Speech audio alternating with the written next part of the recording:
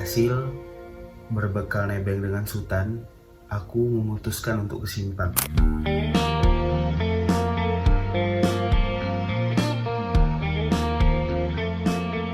Di jalanan udah mulai terlihat lagi vibes-nya. Semestinya bulan puasa, kayak para penjual takjil udah mulai bersiap untuk dagangannya, dan orang-orang kebanyakan juga udah mulai siap-siap untuk berburu takjil. Dan singkatnya, aku dengan Sultan sampai di Simpang tepat sebelum berbuka. Padahal tadinya tuh kami sempat mikir mungkin akan buka di jalan karena waktu yang sedikit itu gitu kan. Tapi alhamdulillah bisa sampai tepat waktu dan selamat. Oh iya, sebenarnya aku tuh pengennya langsung ke rumah Bang Patan aja gitu. Cuma si Sultan bilang kalau baiknya tuh di rumah kakek dia aja dulu, buka di sana, setelahnya baru gitu. Terus kayak aku ya udah ngikut aja lah. Nah, alhasil aku benar-benar buka di rumah dan keluarganya kakek Sultan. Rasanya tuh hangat kali, senyum. Kayak aku tuh bisa ngerasain lagi ya sentuhan-sentuhan seperti peluk kayak gitu yang udah lama kali ya nggak aku rasain gitu. Singkat cerita, aku selesai di rumah kakeknya Sultan dan aku fokus kembali pada tujuan sebenarnya, yaitu ketemu Bang Patan.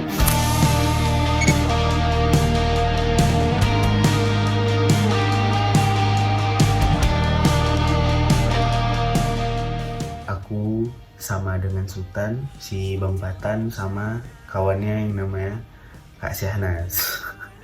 Di sini aku kenal orang baru lagi, ketemu orang baru lagi. Kakak itu orangnya seru, asik juga.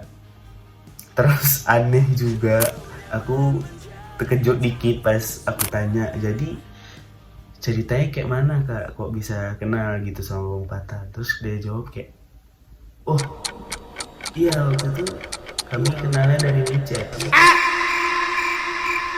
Pokoknya si Kak Syahnas ini dia tuh seniornya Bang Patan dalam bidang musik juga. Ya malam itu cukup seru lah ya.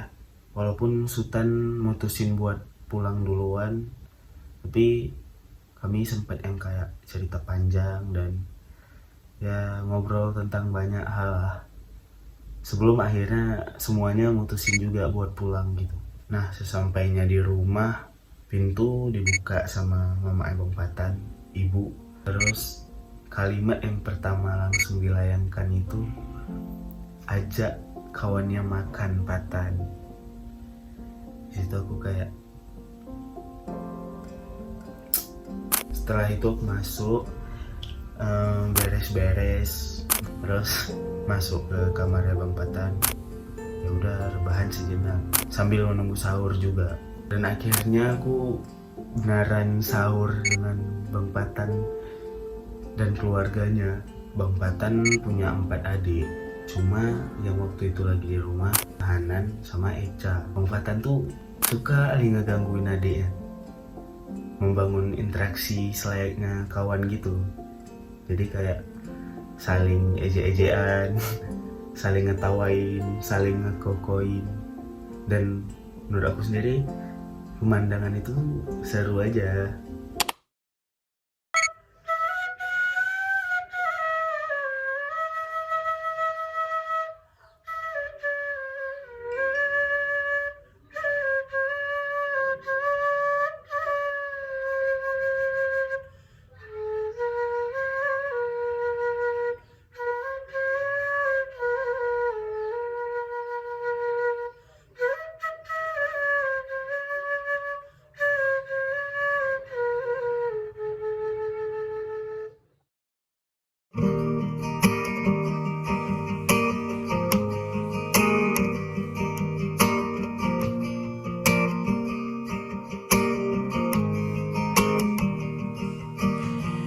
Jealousy comes back to me, take the control over me.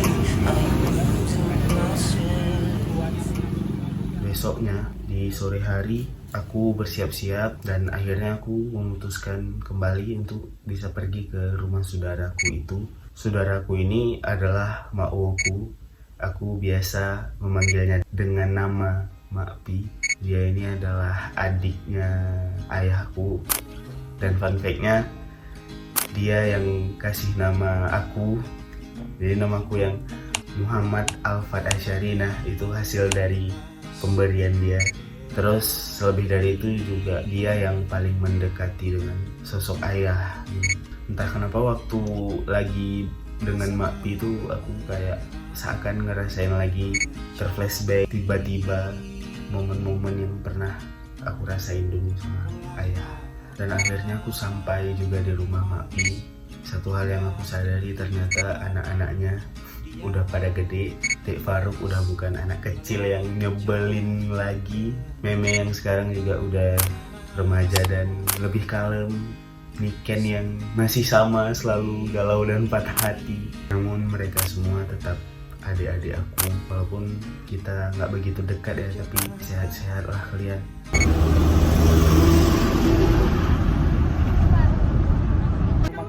Sekolah SMA atau Pak Haji. Mengejar mimpi sampai lupa keluarga, mengejar mimpi lupa dunia nyata, mengejar mimpi tapi tidak bersama. Padahal katanya uang takkan kemana jika... Aku gak pernah menyangka kalau perjalanan sederhana aku ini menjadi perjalanan yang berkesan. Padahal cuma kesimpang. Mungkin terlihat biasa aja, tapi buat aku ini rasanya seru kali. Dan mungkin kalau diulang rasanya nggak akan sama. Aku merasakan lagi damai-damainya di dalam kekeluargaan. Tenang, hangat.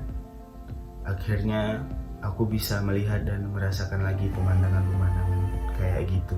Momen-momen yang telah hilang, namun bersyukur karena kembali bisa aku rasakan. Ketika kita merasa bahwa bagian-bagian penting dalam hidup kita telah hilang, ketahuilah bahwa sebenarnya ia nggak benar-benar hilang kok. Kadang kita yang terlalu egois mengharapkan. Padahal yang harus kita sadar, emang nggak semuanya bisa kayak apa yang kita mau terus. Jadilah sang pengalah mungkin. Jadilah sang penerima. Karena bagaimana mau bahagia kalau kita masih jadi sang pembenci? Obat dari semua itu kan ikhlas dan rasa syukur kan ya. Mungkin kita nggak bisa mengubah dunia, tapi kita bisa ubah dalam cara memandangnya. Kalau kita nggak bisa nunggu waktu, kita bisa ciptain waktu. Kalau kita nggak bisa nunggu momen, kita bisa ciptain momen. Kalau kita nggak bisa nunggu bahagia, kita bisa ciptain bahagia. Dan yang paling penting, jangan lupa aja nggak sih untuk merayakan setiap hari, setiap detik yang kita punya. Karena kalau bukan kita, siapa lagi? And I'm running so